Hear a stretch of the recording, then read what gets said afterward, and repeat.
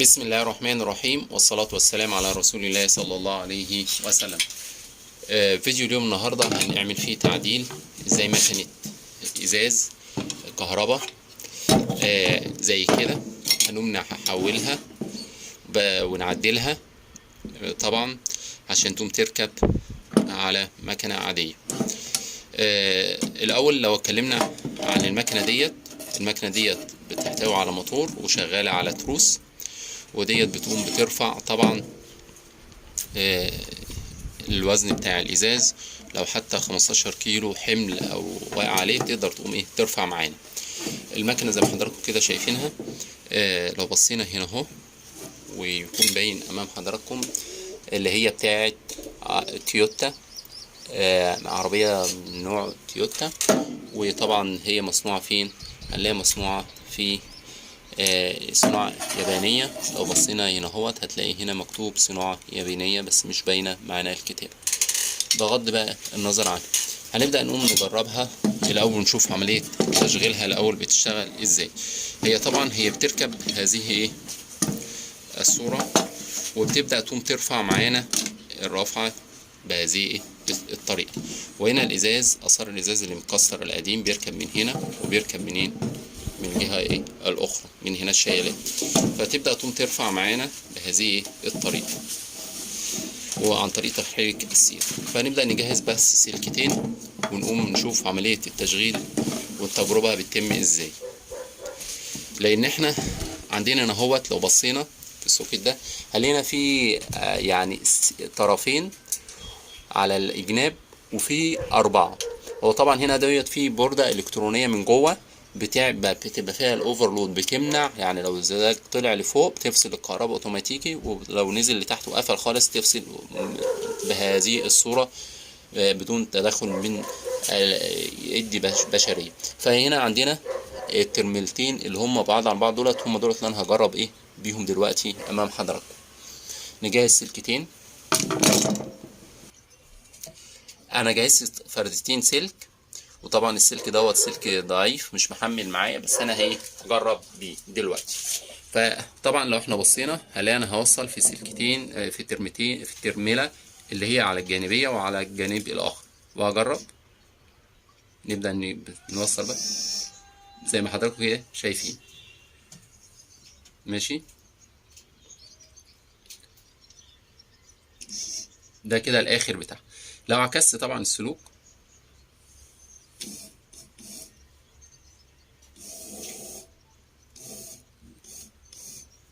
زي ما حضراتكم كده شايفين، انا بعكس السلوك معايا. خلي السلك واصل من عندك.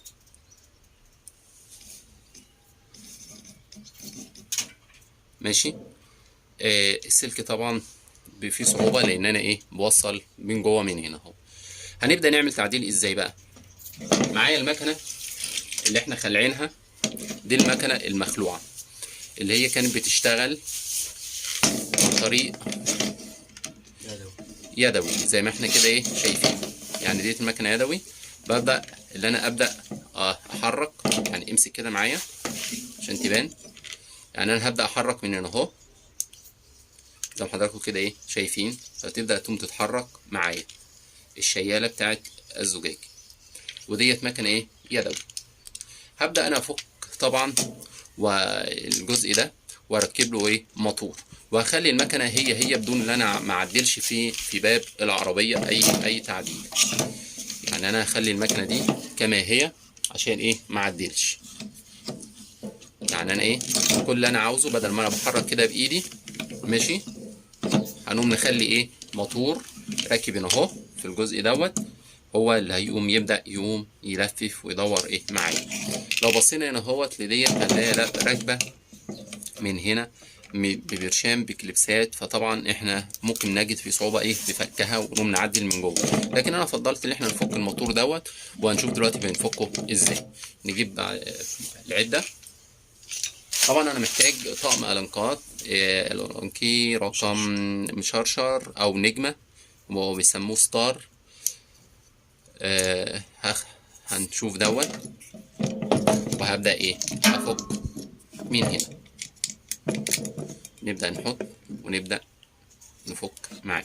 هو طبعا ممكن يكون عشان ده قديم وبقاله فتره، فانا لازم اكون انا محتاج ايه اثناء عمليه الفك، محتاج نقطه زيت، ممكن زيت بتاع الباكن بتاع الفرامل، او انا حاطط نقطه هيبدا ايه يفك معايا. وادي بيبدا يفك بايه معايا هو زي ما حضراتكم كده شايفين. هنفك مسمار مسمار.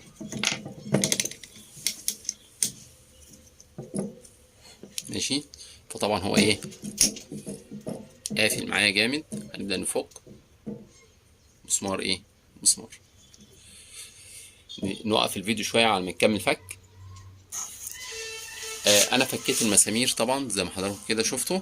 هنبدا نقوم نشيل الترس دوت الموتور بتاعي.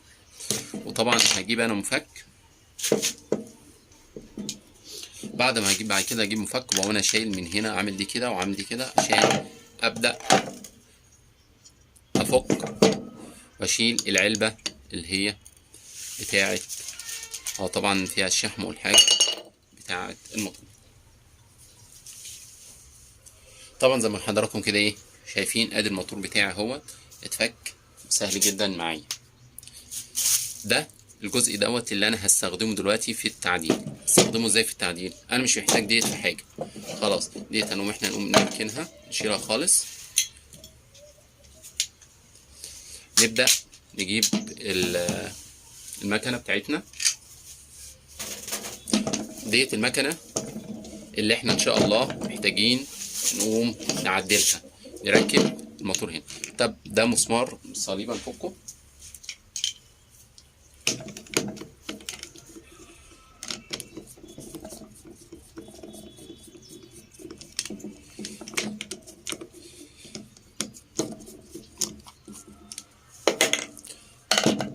طبعا انا فكيت طبعا زي ما حضراتكم كده ايه شايفين. هنا في سفنجة نركنها ممكن نحتاج لها.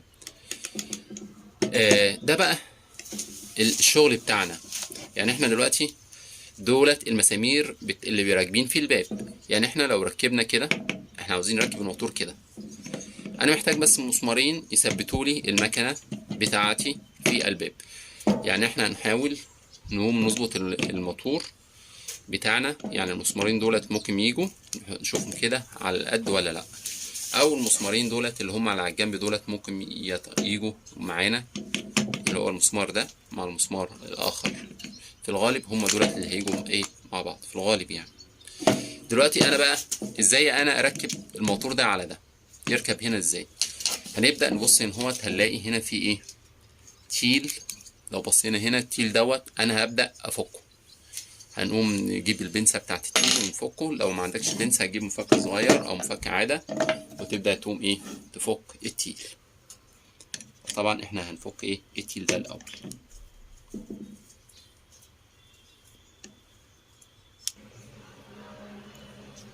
طبعا كان في صعوبة ان انا ايه اطلع التيل ده بدون ايه بدون طبعا بنسة فك التيل. هنبدأ دلوقتي اللي انا ايه استخدم يعني ادق هنا عشان اطلع الجزء اللي هو اللي ورا زي ما حضراتكم كده ايه شايفين، اللي هو الجزء الخلفي اللي هو الترس اللي ورا طلع معايا اهو. بس انا عاوز دي في مكانها، يعني انا عاوز ديت في مكانها ايه دلوقتي. ادي طلعت معايا الجزء ده خلاص. ده انا مش محتاجه في حاجه دلوقتي. انا هبدا هجيب المكنه بتاعتي القديمه. هات المكنه القديمه كده. طبعا المسامير دي احافظ على كل حاجه طلعت معايا لان انا هستخدمها تاني. ماشي. دي المكنه القديمه. بص نشوف كده هنجرب نشوف الوسع بتاعها. دي المكنه قديمه لسه برضو مش راضيه تقوم تركب. فهنا لو قست ديت هلاقيها ايه كبيره. ففي ممكن فكره احنا ممكن نعملها، اركب كده اهوت واجيب مسمار طويل وابدا اربط. بس هنا في عندي مشكله ان هنا في مسافه، يعني شوفوا المسافه تبقى قد ايه. فانا هعمل ايه لو شلنا دي كده وبعد كده اهوت لو بصينا هنلاقي ان في امكانيه اخرى. يعني انا شلت برضو ديت اهي، دلوقتي ما عنديش اي امكانيه تانية الا انا اوسع من هنا. يعني نوسع الجزء دوت عن طريق طبعا الشغل فين، في المخرطه. يعني الجزء دوت احنا ممكن نوسعه، او ممكن نربط. لو احنا كده جربنا نقوم نربط مسمار، بس المسمار ممكن ما يطولش معايا. يعني احنا بنعمل محاولة اهوت. انا بقى عاوز بس اجرب لحضراتكم. ادي المسمار ربط معايا، لكن هحاول اجرب، يعني هشوف يعني هو ربط معايا اهوت، بس انا عاوز اجرب الدنيا هتشتغل معايا ازاي. ونبدأ نجيب كده سلكتين الكهرباء بتوع البطارية، ونبدأ نوصل ونشوف التجربة بتاعتنا هتمشي معانا ازاي. ارجو بس التركيز كده معايا. وصل كده من تحت، نقول بسم الله. وطبعا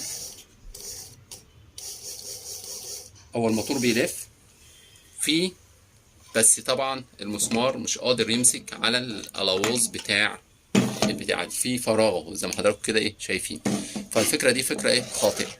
فانا المطلوب مني اللي انا اتصرف وافك المسمار ده. انا بس دلوقتي انا عاوز اعرف ليه لما انا ربطت المسمار ما اشتغلش. هجرب كده الموتور بدون اي حاجه واصله، فاجرب.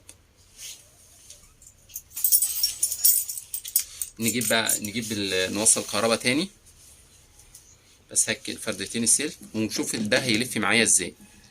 يعني الموتور ده بيمتاز، اللي هو موتور قوي جدا، وموتور يعني احنا نقدر نقوم نستخدمه في رفع 9 ل 15 كيلو. لو بصينا بصوا القدرة بتاعته.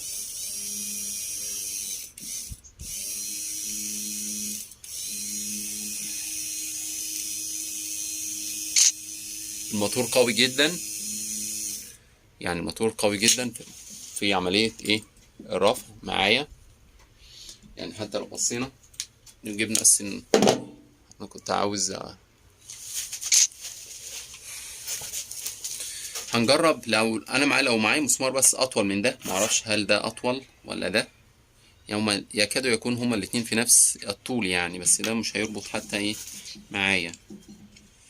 يعني حتى كمان مش هيربط معايا. فأي حاجة من الاتنين بقى، لا اما انا افور ده ماشي عن طريق اجيب مكنة لحام سخنة قوية، وافور الجزء ده من هنا، افك دولت ماشي. الطريقة دي طريقة ناجحة، يعني ممكن حد يقوم يستخدمها، بس احنا بنقوم نفكر مع بعض ازاي احنا نعدل في مكنة الزجاج باكتر من طريقة، لان انا ما بضيعش وقت. افور دولت، بعد افور دولت هخلع الجزء ده، هبدأ اخد الجزء دوت واركب الموتور بتاعي وده بقى شوية شغل خراطة معايا بقى. يعني انا هبدأ اللي انا هعمله اخد الجزء ده وادي المخرطة، ويتعمل لي بهذه على شكل حرف الزائد. يعني يبقى ديت تقوم تخش هنا على شكل حرف زائد، وهتقوم تتربط بالمسمار هكذا ماشي. او ممكن تبقى على حرف شكل زائد بالطريقة ديت. لو احنا مثلا ربطنا كده، يعني هنجرب بس محاولة، يعني ديت محاولة هيت من ضمن المحاولات. لا بداية المسمار النجم المفك الانكيه. يعني مثلا احنا ادي ربطت معايا اهي. دي طريقة ماشي، دي طريقة من ضمن الطرق. مطلوب يعني انا لو بصيت برضو حتى كمان هنا ما بتلف، بس مش مقلوظة معايا في السنون اللي هنا. يعني لازم يكون في حاجة حشرة معايا. يعني دي برضو نفس الطريقة، الموتور هيلف، يعني دي هتلف كده اهو والموتور لففها، بس مش هيبقى فيه تمسك دي. يعني احنا عاوزين حاجة تمسك في ديت، مؤاخذة. فبالتالي دلوقتي اللي احنا هنقوم نعمله، هنرجع ديت في مكانها تاني، ويبقى لغاية هنا ده كده جاهز للتركيب معايا وللشغل معايا، مفيش فيه اي مشكلة. سواء استخدمته علبة مفتوحة او علبة مغلقة مش هيفرق معايا خالص. يعني لو انا استخدمت ده بعلبة مفتوحة او بعلبة مغلقة. لو احنا هنا شفنا المقاس بتاع دوت، المقاس يعني يعتبر يعني ديت عاوزة تتقشط شوية وتتعمل على شكل الصليبة بهذه الصورة عشان تخش وتتربط. لكن انا بفكر ان احنا نقوم نعمل حاجة افضل من كده، واللي انا بقول لكم اللي انا هنقوم نفور دولت وناخدها وناخد الجزء دوت ونروح بيه فين في المخرطه ونعدل في الجزء ده. او ممكن كمان نعمل حاجه تانية، الجزء دوت بعد ما نقوم نفوره من هوت هنلاقي فيه امكانيه ان احنا نقوم نغير الجزء ده ونركبه هنا على طول. يبقى انا دلوقتي انا عدلت في المكنه بتاعه الازاز بتاعتي ماشي، وهتشتغل ايه معايا على طول. هنا طبعا ده الجزء السير ده ممكن انا ما مرموهوش، لما انا افك من هنا ممكن انا اركب ديت في القاعده من تحت معايا. لكن هي المشكله كلها ان دولت لازم يقوموا يتفكوا معايا اللي يتفوروا الاول، وبعد كده دولت بيتلحموا تاني. يعني احنا ممكن نجيب بلاستيك برضو تاني ونقوم ايه نحطه هنا تاني، او تتربط بعد كده هوت بمسامير بمسمار بصاموله. يعني ديت مش هتبوظ معايا، يعني لو تجربه ما نجحتش يعني انا هفك ديت هفورها، هنقوم نسخن نجيب مكوه ونقوم نسخن ونقوم نشيل ده. بعد كده حبيت ارجع الجزء ده تاني لاصله، هو انا جايب صاموله بورده من هنا وصاموله بورده من هنا واقفل من هنا، عندي هنا مساحه كافيه، صاموله بورده من هنا وصاموله بورده من هنا بمسمار، وانا ايه قافلها ومرجعها تاني لاصلها ولطبيعتها وانا مفيش فيه اي مشكله. وبكده هوت احنا استفدنا من الموتور القوي الجبار دوت في عمليه ايه التعديل. لو احنا بصينا برضو لجزء تاني، يعني الموتور دوت مصنوع بتكنولوجيا يابانيه، يعني بيحمل او يقدر يشيل وزن 15 الى 9 كيلو. هنا لو احنا بصينا هنا تقريبا مكتوب هنا هو ميدي ان تقريبا، يعني لو بصيتوا هنا في الجزئيه ديت معايا مصنوع فين في اليابان، يعني صناعه يابانيه، صناعه محترمه جدا وموتور محترم جدا. هبدا انا اقفله وارجعه لطبيعته لغايه اما اخده وافك ديت افور دولت في الفيديو التاني، واروح المخرطه دلوقتي ونعمل له جزء عشان ما فيش اي حاجه تقوم تضيع مني ماشي منه، ونشوف الطريقه بتاعتنا هتتم ازاي ان شاء الله. هنا طبعا هنا في تيل، ما انساش ان التيل بتاعي اللي كان موجود هنا هوت وانا بقفل، يعني لا هنحتاجه تاني، يعني التيل دوت احنا محتاجينه، وحتى لو ضاع التيل ممكن احنا نقوم نشيل له ايه تيل اخر. يعني انا اركب